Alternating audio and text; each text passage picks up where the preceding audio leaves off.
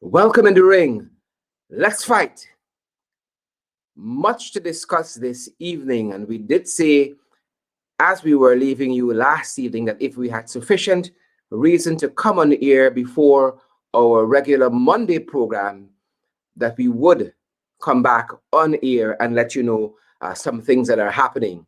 This evening, we join you with a special report, the Henry Boys, Murder and Injustice. And we'll be looking at a series of events from the gruesome murder of the Henry Boys, Joel and Isaiah Henry, last September, to where we are currently. And for those of you who are joining us, we will be joined by a lead attorney on this case, Mr. Nigel Hughes. Attorney at law Nigel Hughes will be joining us in our program as we look at some signposts in the investigation of the gruesome murders of Isaiah and Joel Henry. As we usually say as we come on, welcome to those of you who are joining us on Twitter, those of you who are joining us on YouTube, those of you who are joining us on Facebook. And we invite you guys to share the live stream. As soon as we get to our magic number, we are going to begin our program proper. Again, thank you for wherever you're joining us from, whether it's at home here in Guyana, in the diaspora, whether that's in the Caribbean region or further afield internationally. We want to welcome each and every one of you. And as we always encourage you guys to do, share the live stream, retweet the broadcast, subscribe if you're joining us on YouTube.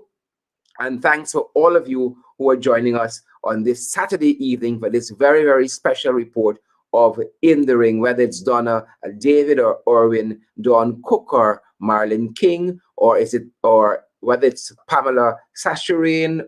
A very good night to all of you, Lily McGarrell and Michelle Butts, all of you guys who are joining us close to us home here in Guyana and internationally around the world. We thank you for joining us this evening. And as we hit our magic number, folks, we are going to delve into some of the issues, giving you context where this investigation started, what led to this investigation. And then Mr. Nigel Hughes, attorney at law, Nigel Hughes, the lead attorney on this case, will bring us up to date as to where we are currently. Just moments ago, they would have issued a press statement, Mr. Nigel Hughes and Hughes Fields and Stobie, his law firm there, would have issued a press statement, and we're going to walk through that as well in our program and to get a sense from him as to where the investigation is currently. We have some developments happening over this weekend, and that is particularly why, the chief reason why we've chosen to come back on air and to bring you up to date as to all that is happening where this program is concerned. Good to see you, Gloria Chester, Oren Baker, Oral Morrison, Onika Light, and all of you other folks. Anne McCarthy, good to see you as well. It's really a privilege of ours to have all of you guys join us this evening online, whether it's on YouTube, it's on Facebook, or it is on Twitter, guys. And as soon as we get to that magic number, as we promised you, we are going to commence our program proper. So bear with us, folks. Tag a friend. As many persons as want to join us can join us. We invite you guys to join, to invite somebody, whether you share the link for the program on YouTube to a friend, or whether you share it to your profiles or your pages. We are happy to have each and every one of you. Dolet Asana, Rita Clark, is it Rollin Stevens and Willetta Bess, Heaven Faith, and Eula Rubens, Jamal Aziz. A very good evening to each and every one of you. And we're ensuring that we have everything working to our advantage at the back on this side. And we are very, very eager to begin our program as soon as we hit, as per usual, our magic number. Thanks for joining us, guys, wherever you are joining us from this evening. We are so privileged. Jacqueline Pastano and George Parker and Neville Daniels. Good to have all of you guys. Elizabeth Norine, good to have you as well. And Debbie Prince, Hazelyn King, Good to have you. Esther D. Jong, good to have you as well. Good to have each and every one of you. Lily McGarrell, good to have all of you guys here in the ring with us this evening. We are closely approaching that magic number. I see John Jones, who's joining us on YouTube from the USA. Good to see you, John. And Kieran, good to see all of you. Or Karen, good to see all of you. And Joy Phillips, good to see you as well. Onesso Wardeen, good to have so many of you joining us at home here in Guyana and in the diaspora as well. Guys, as per normal, we encourage you guys to share the live stream. We got to fight tonight, folks. Lots of silly things are happening in the Guyana Police Force. I'm looking over to my notes and ensuring that it's exactly where I need it this evening. Let me bring it a little closer. Again, good to have you guys. Richard Ross joining us from Brooklyn, New York. And is it Carol Prince? Good to have you as well. Lyndon Cadogan. And I see there Andrea Boston and Stephan Jarvis. Lots of folks joining us on this Saturday evening as we look to see some of the developments. So guys, just to give you a sense of how we are going to proceed with the program, we're going to talk a little bit about the lives of Isaiah and Joel Henry. We're going to give a brief portrait of their lives, and we're going to talk about where we started from, what led us here, and where we are currently. And Mr. Nigel Hughes is going to join us again, as I said, a little later on in the program. So again, folks, welcome, whether you're joining us on Twitter, you're joining us on Facebook, you're joining us on YouTube. Good to have each and every one with us. Do remember to share our live stream. Richard Trust joining us from Brooklyn, New York, and is it Nicola Jackson? Is it Anisax Isaacs? Good to have all of you guys there, folks. I want to give you a brief portrait of Joel Adams Henry, and Joel was born in 2001, and as you know, would have lost his life so tragically along with his cousin Isaiah Henry in September of 2020. Joel Adams Henry, ladies and gentlemen, he was 18 years old, and as I said, he was born December 21st, 2001 in Firish, West Coast, Demerara. He attended number 8 secondary school after attending Gibraltar Cortland Primary School. He loved music and liked to disc jockey. He liked being a DJ. He apprenticed at a mechanic shop and worked for a short time, even at a lemonade factory. He was industrious. And at the time of his untimely death, Jamal worked at the Blairmont estate packing sugar. He aspired to go into the Guyana Defense Force after the COVID-19 pandemic would have mitigated. And Joel's mother, Gail Johnson, says Joel was a loving child and, of course, will be deeply missed. He would wake at 4:30 a.m. and helped her clean. He went to work, came home, and would cook for his mother and siblings. Joel's father, Colin Mitchell Henry, died in 2009, and Miss Johnson sold plantain chips at the Berbice Bridge to build a home for her children, Joel and his 7 other siblings, Ruth, Anicia, Kobana, Colwyn, Mark, Piccola, and Henscosi. Joel's sister-in-law, for instance, Diana Ross, named after the famous and iconic singer, said that Joel was quiet and he was very jovial. She went on to say that my sisters loved Joel and called him Uncle Joe. He was nice to his niece and always put her on his status on social media.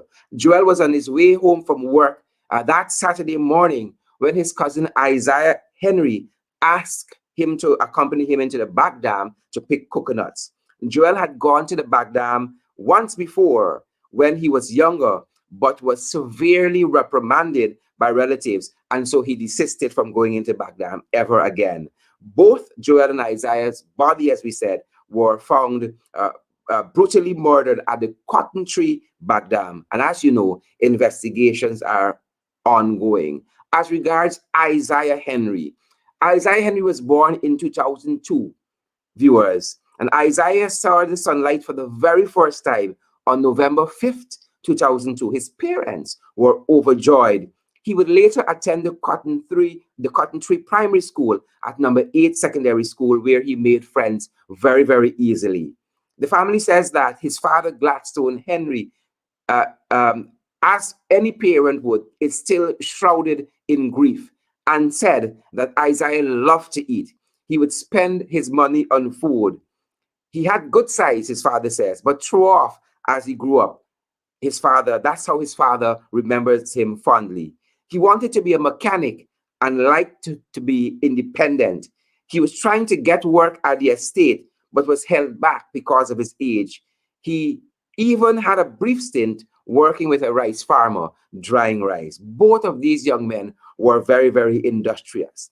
Isaiah's days were spent like that of an average teenager in his community, whether it was frolicking with friends, playing sports, or riding his bicycle from Bath Settlement to Blairmont Estate. He loved to ride, his parents says. According to Isaiah's dad, he was tall and very nice, an easy boy to get along with. He was raised in a Christian home, went to Sunday school, and he was also in the church's youth group at number 4 Assembly of God Church.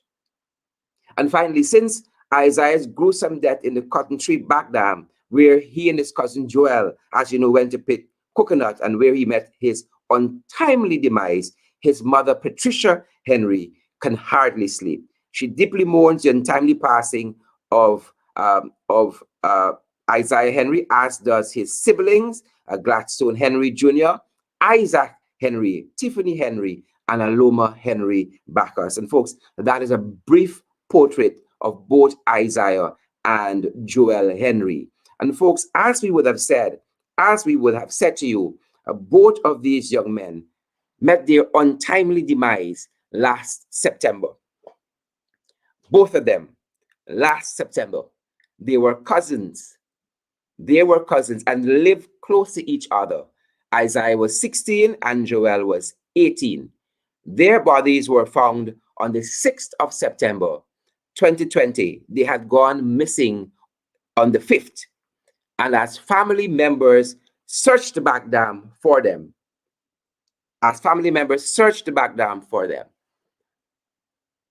they were discovered there, gruesomely murdered at the Cotton Tree Back Dam. Folks, as you know by now, there was a series of protest activity in Region 5, West Coast, Berbice. A series of activities in protest of these gruesome deaths. Yep. And also protests concerning the police handling of this matter. Several roads were blocked, bridges were blocked, and then some semblance of normalcy would have returned to Region 5. So again, there were several protest activities, just bringing you to where we are currently. There was also a promise by Irfan Ali. Yes, there was a promise that was made by Irfan Ali on visiting the family of Isaiah Henry. What was that promise? The family was assured that no stone would go unturned. That was the assurance given to family of Joel and Isaiah Henry, that no stone would go unturned to ensure that those responsible for the heinous acts are brought to justice and made to answer for their crimes. And I want to quote Irfan Ali now, because he said, "I will work day and night. I will work day and night to get to the bottom of what happened to these teens. I will work day and night to get to the bottom of what happened to these teens." That was the promise made by a president that has thus far gone unanswered, gone unfulfilled, like so many other promises. I will work day and night to get to the bottom of what happened to those teens. Folks, early January of this year, the Director of Public Prosecutions, Shalimar Ali Haq, recommended that Vinod Gopal, Anil Sanchara, and Akash Singh be charged for the capital offense of murder. They have since been charged, and nothing has happened since then. Nothing has happened since then. And I want to remind you again of that promise that was made.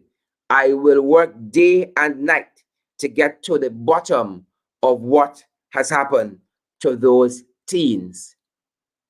The parents, family, friends, and loved ones of Joel and Isaiah Henry still cry out for justice. And so, as I've said, one Vinod Gopal, Anil Sanchara, and Akash Singh were charged for the gruesome murders. And the police told the public that they had confession statements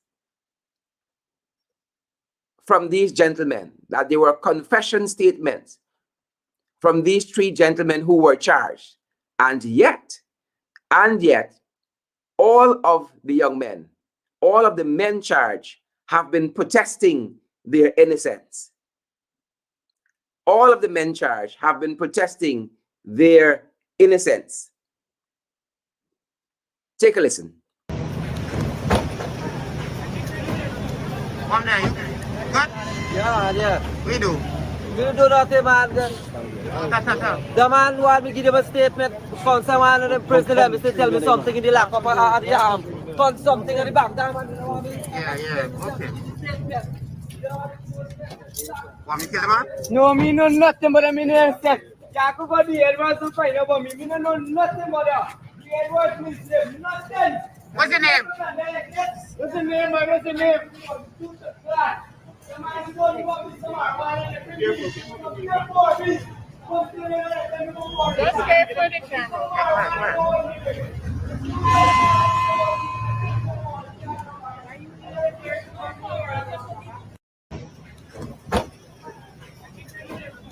One day, you good?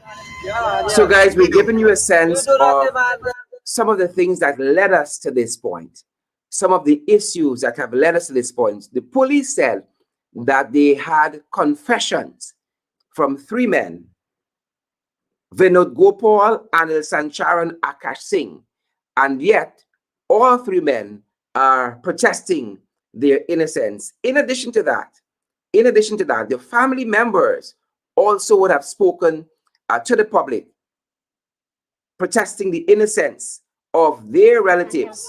And I want to show you some of that as well. So not only are the accused protesting their innocence, even though the police said that they have given confession statement, the family members have come forward as well. Take a listen. Sanchara? You think Anil Sanchara killed those boys at Cotton Tree back then? No. You don't think so? No. Why you don't think so? We don't know the body. Now there's this came back home, me make it one this Christmas upon me take this by me and all this right. So how are you related to Anil Sanchara? I went out walking and the wife find me. He say like me. No. Oh, so you're Anil's girlfriend? Yeah. So at the time of the murders, he was with you? No. Okay. So you don't think that your boyfriend killed those men? No. Is he capable of murder? Huh? Is he capable of murder? This Christmas upon me take this right. Oh. There's two of them I can make this right. আমি compose এনেছিলাম আমি না compose গায়ানো I mean I know this why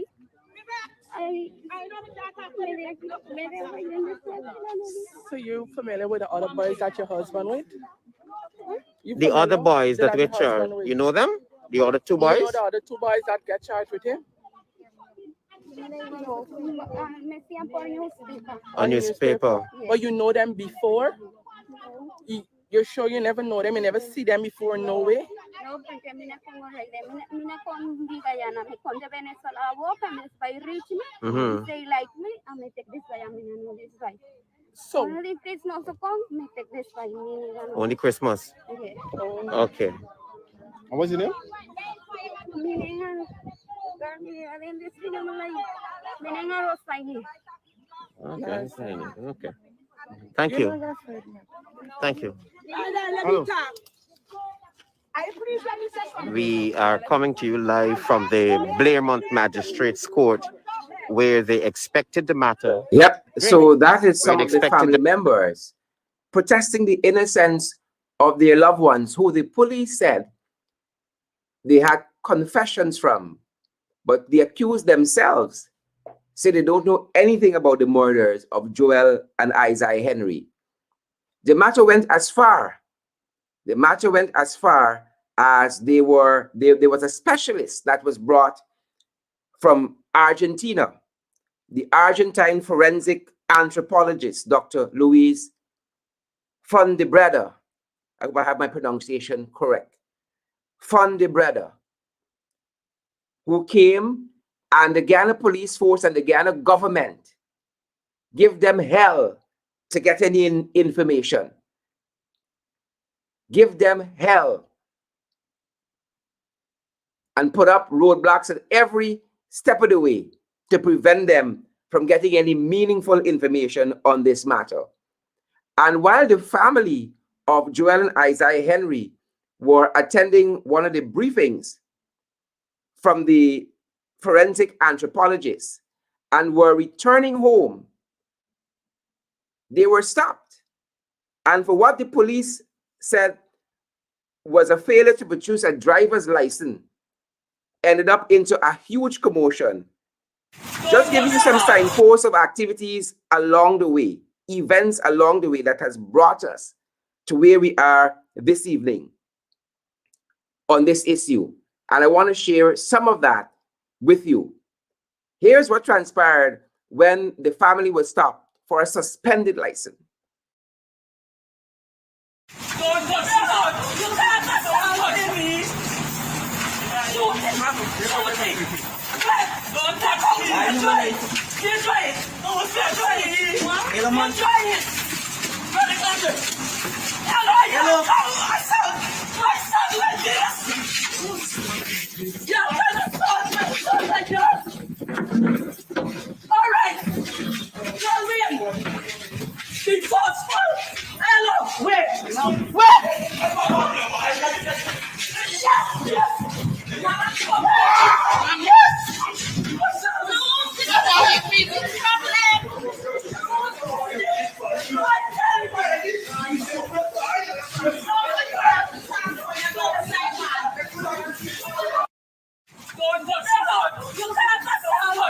Failure to produce a driver's license.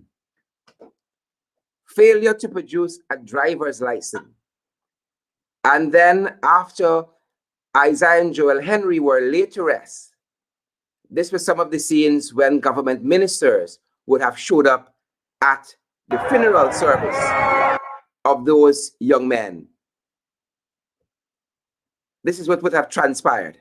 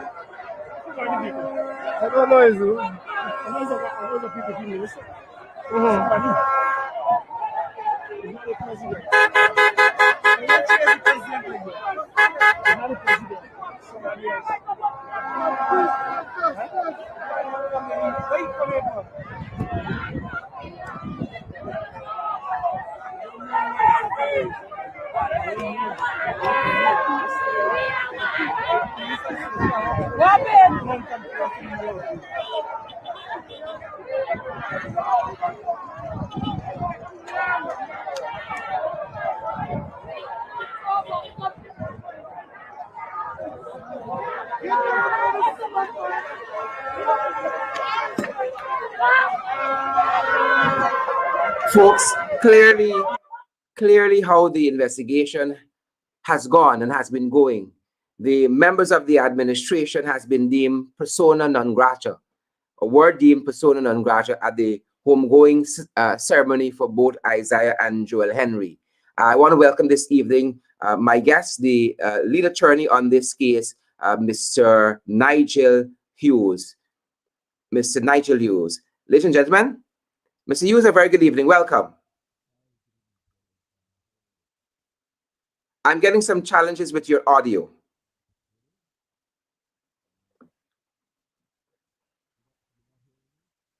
No, I don't have any sound as yet. No sound as yet. Folks, bear with us and we're going to get it right. Is this any better? It is much better. Thank you very much. Good. My apologies. Good evening, Sherrod. It's always a privilege to be in your program. Thanks for joining us this evening, Mr. Hughes, on such very short notice. We know that within the last 72 hours that there were arrests made and charges laid against 4 persons, including Gladstone Henry, for the murder of Harish Singh. The other young men charged were Joel Gittins, Charles Scott, and Mr. Philip Anderson, along, as we said, Mr. Gladstone Henry, for the murder of Harish Singh. Several things has transpired since then. Walk us from what led to that, to your knowledge, the arrest of Mr. Gladstone Henry, among the other person, for the murder of Mr. Harish Singh. Sure. What I attempt to do is put it in chronological order.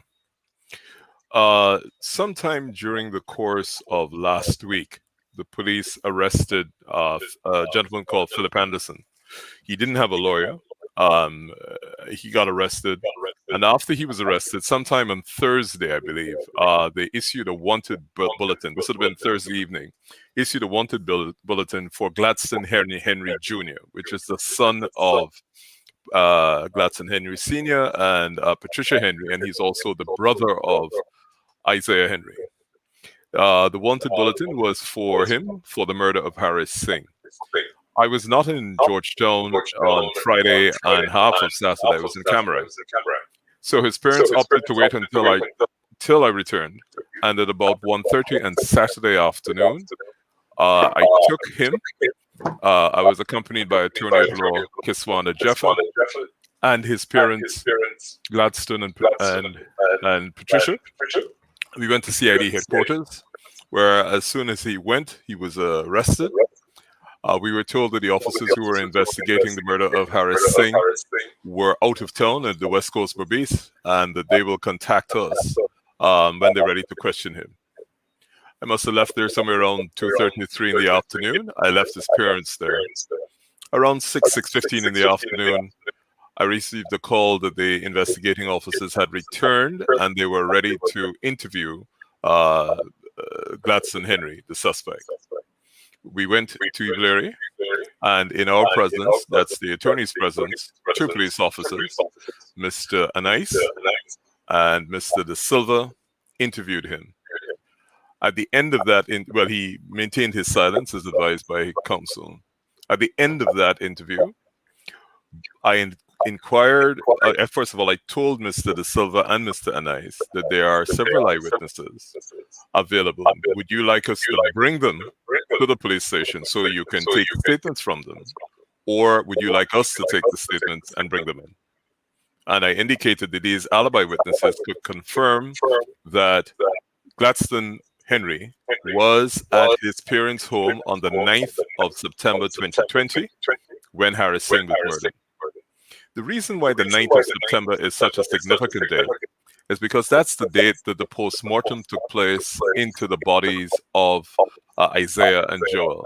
So naturally, the family would remember where they were, and they were all at number 3 at the parents' home, and they were watching the streaming of the postmortem. So at the end of that interview on Saturday, we left. We asked him, Mr. De Silva said to me specifically that he would have to get instructions from his superior before he could indicate to me whether they will take the statements or whether I should bring them in. We left. On Sunday afternoon, late afternoon, I received a message that the police again wanted to interview Mr. Gladstone Henry. Myself and Attorney Jefford attended the station, and then there was a video recorded interview with Gladstone Henry. In the course of that interview, they provided a written statement from Philip Anderson that said that Gladstone Henry and 3 other people were involved in the murder of Harris Singh on that morning. That was a video recorded interview. At the end of that interview, again, I said, this cannot be so because we have alibi witnesses. Would you like us to bring them in, or would you like us to take the statements and bring them into you? Mr. De Silva, again, indicated that he had not yet got instructions from his superior, and he would get back in contact with me. As I was leaving the police station, I saw Assistant Superintendent or Superintendent Caesar in the yard, and I said, Mr. Caesar, we have alibi witnesses. Do you want us to bring them in, or do you want us to take the statement? And he said, take the statements and bring them in.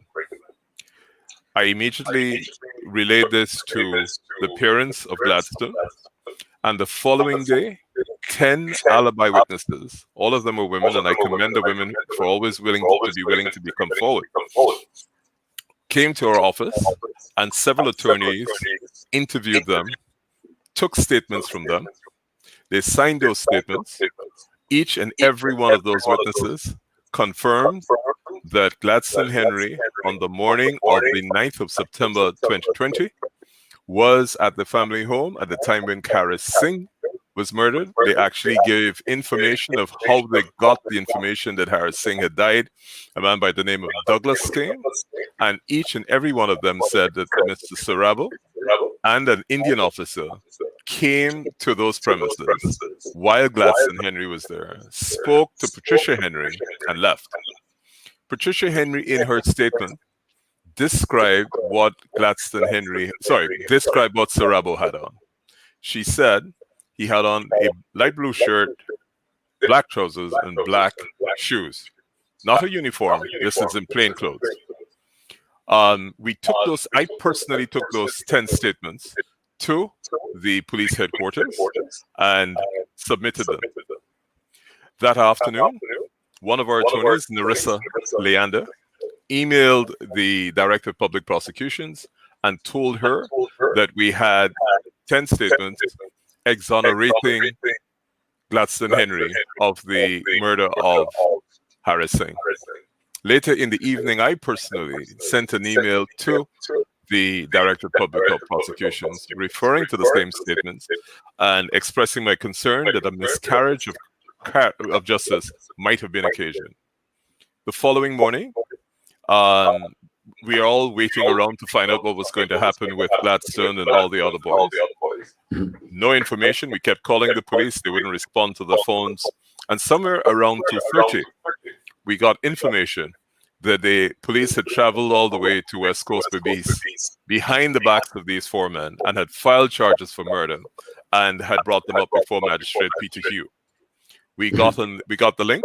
We attended the court, and at that hearing, we indicated to the court that we had alibi witnesses. We wanted him to make a note, and he said he made a note. So after the charges, of course, families are distraught. Tuesday, nobody attempted to see any of these eyewitnesses. Wednesday, nobody attempted to see any of these eyewitnesses.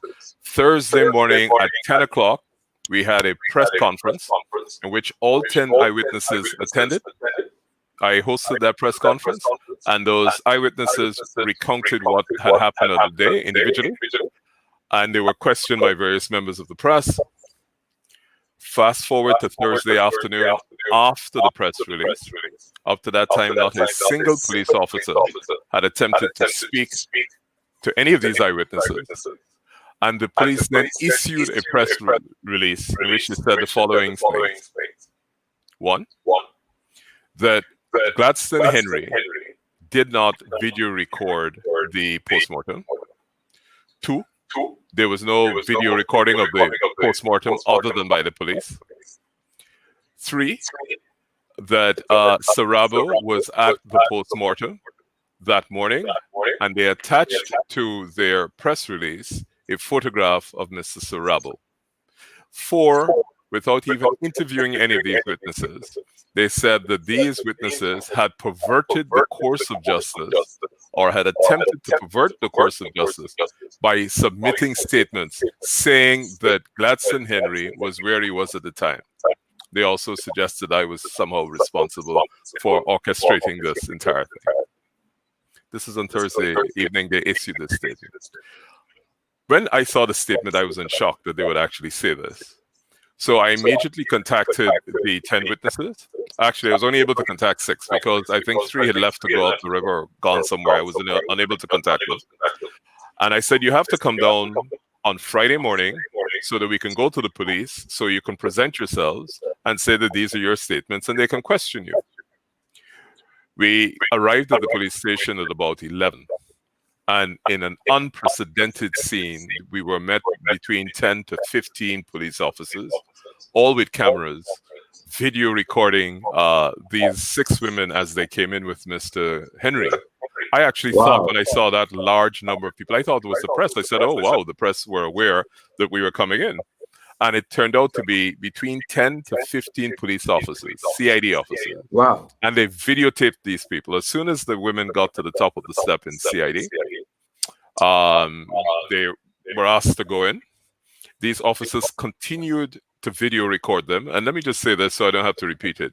Those 10 to 15 officers, for the entire next 6.5 hours, were just video recording these women, video recording their lawyers, video recording their conversations between the lawyers and the clients.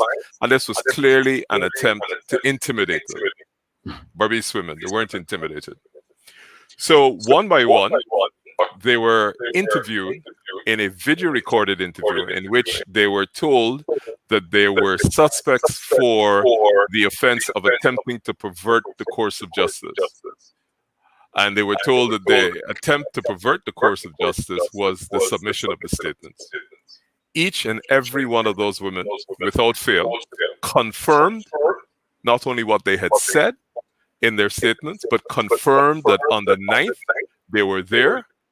Some of them were looking at the live recording of the postmortem, and that during the course of the morning, both Mr. Sarabo and an Indian police officer had come and spoken to Patricia Henry. Every single one of them. They were all very strong. As a matter of fact, one of the police officers commented on how forthright and vigorous they were in what they had said. When they had finished the statements, other people, there were two separate rooms, and each room had 3 police officers. A scribe, the officer asking the question, and the one who was video recording. This is in addition to the 10 to 15 officers who were outside video recording what was going on. Every time the ladies left to go to the restroom, they'd be videotaped as they went to the restroom. When they left to be fingerprinted, they videotaped. One of the ladies has a 7-month-old child. She had to go breastfeed her child, come back. Whenever they spoke to their lawyers, video recorded. So these officers did nothing that afternoon except stay in that CID office and video record. If you think about it, this is between 18 to 21 police officers, including the interviewing officers, who did absolutely nothing in the headquarters of CID, major crimes. This was their priority. 6 women who gave alibi statements, who had become criminals because they had given these statements. At about 6:30, I was informed by, I think, Mr. Caesar or probably Mr. Stephen, I can't remember which one, that these women were going to be admitted to bail in the sum of 100,000. I indicated to him at that time that all of them came from West Coast Bobbies. None of them worked in Guyana, in Georgetown, sorry. None of the, actually only 5 of the 6 were 5 of the 6 were unemployed. Only 1 was employed. 1 was a grandmother. 2 are grandmothers, Patricia Henry and her sister. and that it is virtually impossible at 6:30 in the night for them to find $600,000 on a Friday night in Georgetown, where all their financial resources are in West Coast Bobis. They live in West Coast Bobis. Their relatives are in West Coast Bobis. Yeah. Where are they going to find $600,000?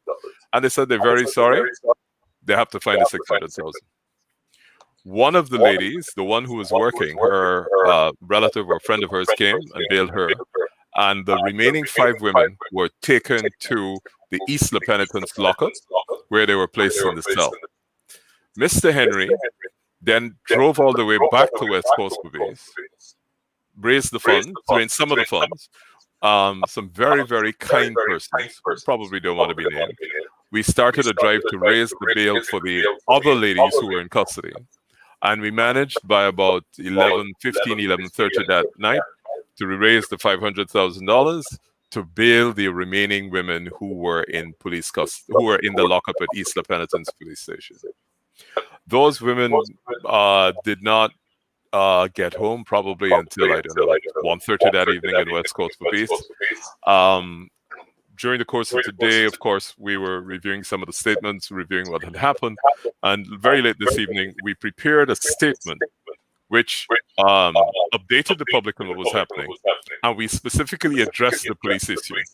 So in that statement and attached to the statement, we provided the video recording of the postmortem, not the police video recording, the video recording of the postmortem taken by Patrice Henry on the instructions of Mr. Gladstone Henry, which is exactly what they were watching. I went to Mr. Patrice Henry to collect a copy of the video recording, and he confirmed that he had transmitted this on the day when he was video recording it during the course of the postmortem. Also, what is interesting is that in the statement of Patricia Henry, she gave 2, one on the 28th and one on the 1st of July, both before the press conference and before the police press release.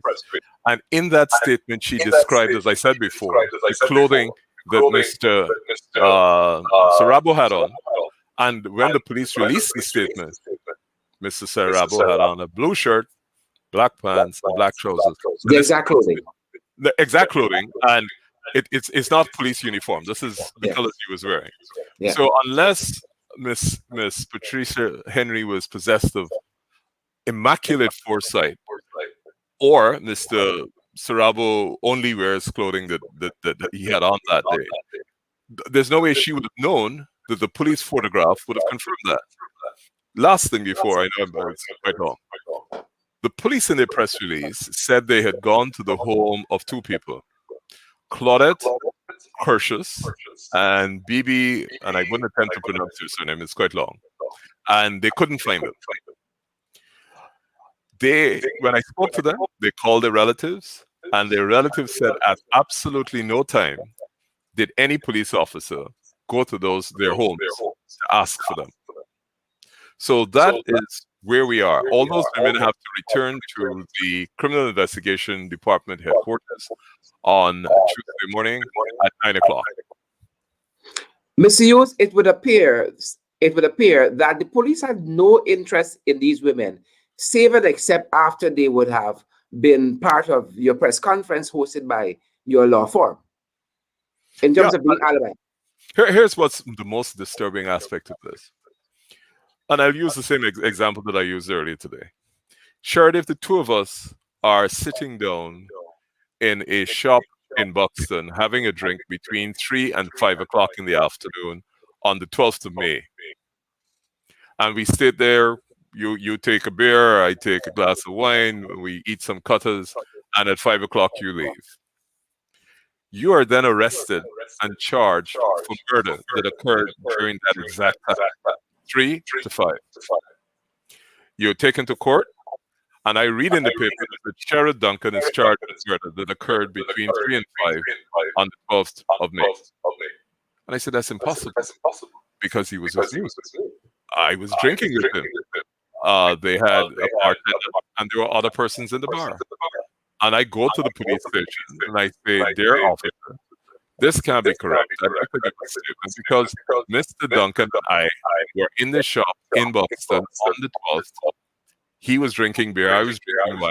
We were eating cutters, and there was a bartender and several people in the shop. I identify the people. And because I give that statement, I become a suspect for perverting the course of justice, for saying that you were with me, which I know as a matter of fact. I am arrested. I am questioned without any investigation being done. And in this case, the police didn't, they had the statement since the 28th. One would have thought the bare minimum of basic investigating procedures would oblige them to at least call these people, go to them, and say, look, we received a statement from you saying that you were at X, Y, and Z, and ask them questions that could either challenge whether they were there, and at least find out. Nothing. The police make them a criminal in a press release. So when they arrested them, I asked one of the officers, how are these women supposed to know that they were even wanted? They say, because we issued a press release in which we said that they were perverting the course of justice, they should know that they're wanted. This is unbelievable. Yeah. Mr. Hughes, Hughes, Fields and Sobeys, your law firm, as you said, put out a very, very strong statement this evening. I want to quote a part of that statement and get your response whether you want to expand on it. The statement reads that the failure of the Guyana Police Force to investigate the contents of the 10 alibi statements provided to them before the institution of the charge of murder against Gladstone Henry is the hallmark of an inadequate, unsatisfactory investigation, lacking in diligence or the basic minimum standards of contemporary investigative operations. The statement goes on to say the subsequent failure or even to even contact any of the alibi witness prior to the press conference attended by the alibi witnesses disclosed the most unfortunate disposition of the Guyana Police Force and the conduct, in the conduct of the investigation into the murder of Harry Singh. And then it goes on as well to include the issuance of a press release by the Guyana Police Force in which they classified the alibi witnesses as criminals who had attempted to pervert the course of justice before they even spoke with any of them or investigated their alibi statements, speak volumes of the interest of the Guyana Police Force in conducting a fair investigation into the murder of Harry Singh. And I want to juxtapose that to what Irfan Ali said early on as these investigations started, or as there was pressure being brought to bear on the administration for a robust investigation. He said, I will work day and night to get to the bottom of what happened to these thieves. It seems as though they have now gone in a total different direction.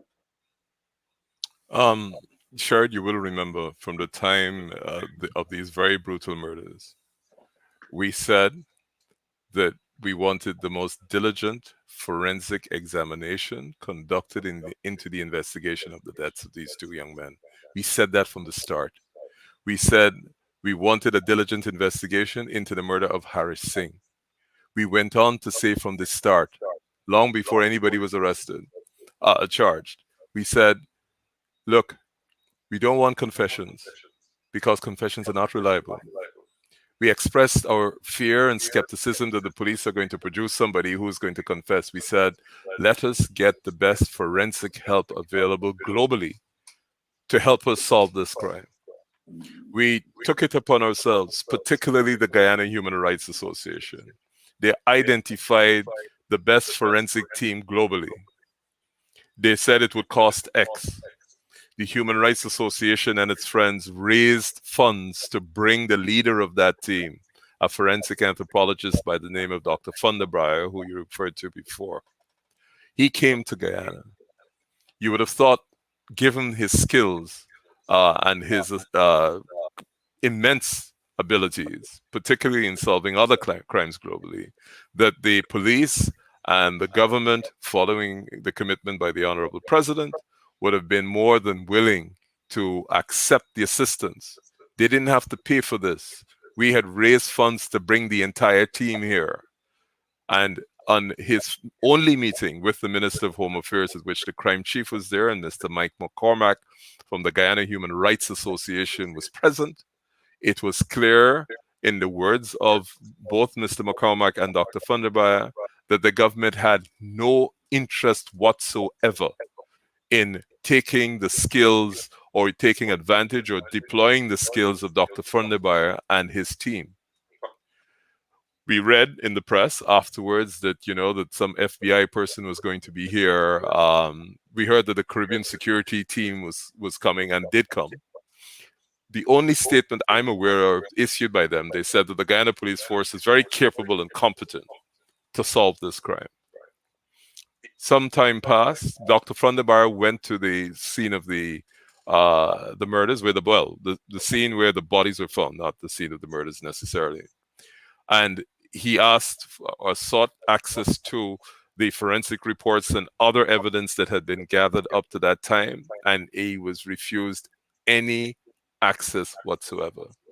He left, and then after that, we heard that 3 young men had been picked up and allegedly confessed to the murder of Joel and Isaiah. And before they even got to the court, while they were on the court steps, they were protesting vehemently that they had been forced to sign these statements and that they had absolutely nothing to do with the murder.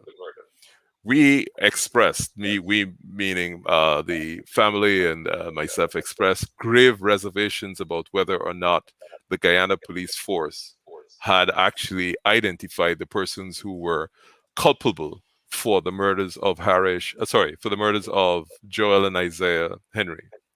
These men went to court. The matter is sub judice. It's taking place at the Blairmont Magistrates Court.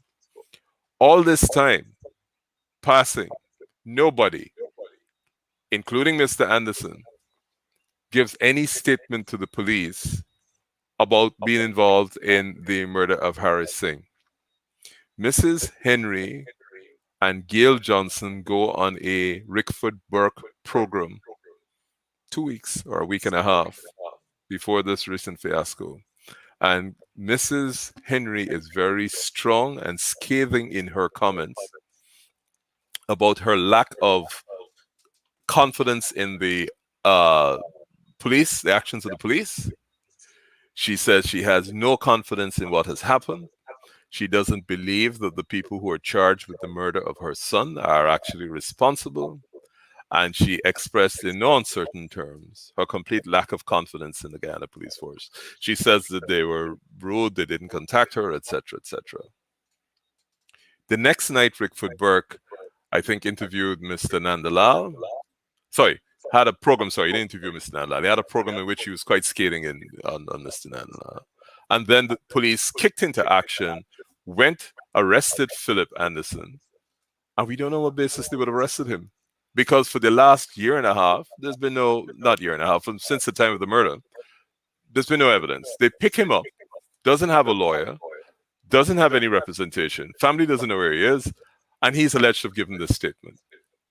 They don't, even after that, call Mr. Henry, whether Gladstone, the father, or Gladstone, the person now charged, or his mother, whose address, whose number, who everything for whom they have information. They don't contact him. They don't say, please bring your son in, he's a suspect for the murder. They issue a wanted bulletin saying he's wanted for murder. He says, no problem. He does what every law-abiding citizen does. He goes in with his parents and his lawyers. He's arrested. His lawyers indicate to the police, we have several eyewitnesses. You would have thought immediately in the course of an investigation where a man is saying, look, through his lawyer, we have eyewitnesses, that the police would be more than keen to investigate that, because you don't want to charge somebody if there is compelling evidence that he was somewhere else at the time of the crime. That's basic. And also in terms of case strategy, if you go charge a man and then 100 people or 10 people or how many people turn up and say, look, that's not possible, this is where he was, it's a problem. And that's why basic police investigations 101 would say all alibis, every piece of evidence that you have that could either confirm or contradict culpability needs to be investigated. None of this is done. Statement submitted, and the police do not investigate. Here's what they admitted to me yesterday. They said that they received the statements, but they had sent for advice to the DPP before they received the statements. I would have thought in that case, if you send for advice and you get statements that say these people put this man at a different location, you would call the DPP and say, DPP, when we sent you the information, we have just got some new, fresh information. Please allow us to either send it to you or send back the file so we can include it in it so you can review it. Nothing happens. You charge the man. You don't go to see the statements. You don't go to see the witnesses. The next day, the people have a press conference, and then is when you issue a statement saying that they're criminal because they attempted to pervert the course of justice, because they provided a statement from 2 days before that you don't even bother to investigate. Mr. Hughes, you are an exceptional attorney at law by any measure. I don't accept that, but you're very kind. But you can go ahead. I don't want to put you in the mind of the police force, but what are they playing at with this kind of the kind of posturing that they're taking? What are they playing at? Here's what, unfortunately, and I can never be in the mind of the Guyana Police Force. You require special skills to do that. But here's what unfortunately happens in a lot of situations in Guyana.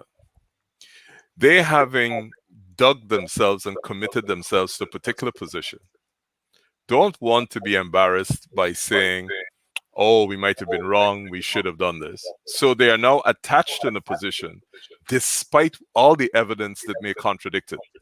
And if you'll allow me to refer to a prior situation. In 2013, a man by the name of Mr. Shaka Chase was arrested by the Guyana Police Force. He was taken into custody. He was tortured, and he confessed to having shot and killed a police officer on Avenue of the Republic. A woman was arrested, tortured, and she said Shaka Chase shot and killed a police officer. So imagine what you have here. You have a confession from Shaka Chase that he shot and killed a police officer, and you have a female witness who says that she saw Shaka Chase shoot and kill police officer. We go to the police station on Sunday night. Mark Benchaput contacted me. And I said to the relatives of Shaka Chase, who all confirmed he was somewhere else, bring all the alibi witnesses. Let's bring them right now to Ivleri so they can give statements saying where he was, so that they can take those statements and include them in the evidence that is sent to the Director of Public Prosecutions. The witnesses turn up on the Sunday evening. I take them to the police. The police says, we are not listening to you. We don't want any, we're not taking any statements from any eyewitnesses.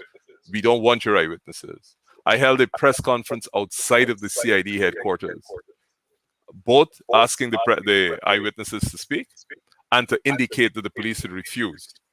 Shaka Chase is charged the next day with murder, and his freedom is taken away from him because he's charged with murder. By Wednesday or Thursday of the week, Natasha Blackman, who was the female witness, said, not only was I tortured, but I didn't give the police the content of the statement that you say that I gave, in which you say that I implicated Shaka Blair. Evidence emerged. Somebody had collected clothing in which Shaka Blair had defecated himself while in police custody. And at that stage, the Director of Public Prosecutions withdrew the murder charge against Shaka Chase because there was no basis for it. He was tortured, the woman was tortured, there was no evidence to implicate him. Shaka Chase subsequently sued the Guyana Police Force and the officer involved, and he got a judgment. The court found that he had been tortured, that he was subject to cruel and unusual punishment, and awarded the modest sum of, I can't remember, $1.2 million. So the court, the Chief Justice, ruled and found that this man was tortured. So think about this. Shaka Chase would have been charged. He would have had a confession statement saying he killed a police officer. A woman was tortured, and she said that Shaka Chase had been there, and he would probably still have been sitting down in the lockups now, waiting on a trial in 2021, because he had given an alleged oral confession statement. I have a client who is sitting in the lockup since 2008, charged with murder, and the trial hasn't come up. So you understand the power of just the institution of a murder charge. What it does, it shuts you down completely for almost a decade. In some cases, more than a decade. The man who was charged in 2008 has been there for 13 years, accused of shooting a soldier, and he hasn't had a trial. So that's where we are. Mr. Hughes, as we look to program time, this is a matter of national interest. The gruesome murders of Isaiah and Joel Henry, and the justice that is required. Persons are watching us at home here in Guyana and internationally. What should be their thinking on this case at this hour as we close? Sure. My responsibility is only to share with people the facts. I have no desire to influence the results or conclusions they come to, and so I only share the facts. What I can say is, personally, this is an awful case, and I just want to use the experience of Patricia Henry. Her son is brutally murdered, his neck severed, hanging only by the flesh at the back of the neck, 16 or 17 chop wounds, and she sees that. He goes missing, and she sees that. No proper investigation. People offer the best forensic help. It's all rejected. Fast forward, she goes on a program. She speaks out. Her son gets arrested. This is her other son, gets arrested and charged with murder. She herself knows, not even what her friends said. She knows that her son was in her presence on the day Harris Singh is murdered. And you can imagine a mother knowing that her son was in her presence at the time when this murder took place, and he gets charged with murder. So imagine the trauma that lady is going through. Her son clearly wrongfully charged. And if that is not enough, because she gives a statement saying, y'all wrong here. My son was here. I could confirm that. I was there. I could tell you. Douglas came and tell us when Harris Singh was murdered, my son was there. Sarabo and this Indian officer came off afterwards, sometime during the course of the morning. He was there. He never left there. And by the time you get over the murdered son and now this other son charged with murder, and he goes into the lockups, she then gets arrested and locked up for giving a statement about where her son was. And the police, before she is arrested, issue a press release saying she's a criminal because she submitted a statement saying, my son was with me at the time y'all say he killed Harrison. That must be the worst possible situation, where you end up locked up for speaking about what you saw in the presence of several witnesses, presence of several relatives who all give statements. And you say to them, oh, the police can say, I'm the mother, so I can lie for my son. Y'all come and confirm or tell them whether what he says is a lie or not. And the people from the country say, well, yeah, we're going to go to Georgetown and we can get a statement because we know this is an injustice. And they come to town and they get locked up because they give a statement saying this is true. Incredible and bizarre. Incredible and bizarre. Mr. Hughes, I want to thank you for spending this time with us and walking us through these many issues and giving context to this national discussion that is happening as we speak. Thanks very much. Lead attorney on this case. Please stay safe. Thank you, Sharon. Great. Mr. Hughes there, representing Hughes, Fields and Sobey Law Firm, and again, lead attorney on this case. Thank you so much. And Guyanese, as Mr. Hughes would have said, these are the facts, rather. These are the facts as we know them at this hour. Thanks for joining us. Bizarre. The Guyana Police Force exposed at every step of the way. I want to quote that final part, that one of those paragraphs from the press statement from Hughes, Fields, and Stobies as we go. I want to quote back those 3 paragraphs from the press statement. The failure of the Guyana Police Force to investigate the contents of the 10 alibi statements provided to them, this is the last 24 hours, before the institution of the charge of murder against Gladstone Henry is the hallmark of an inadequate, unsatisfactory investigation, lacking in diligence or the basic minimum standards of contemporary investigative operations.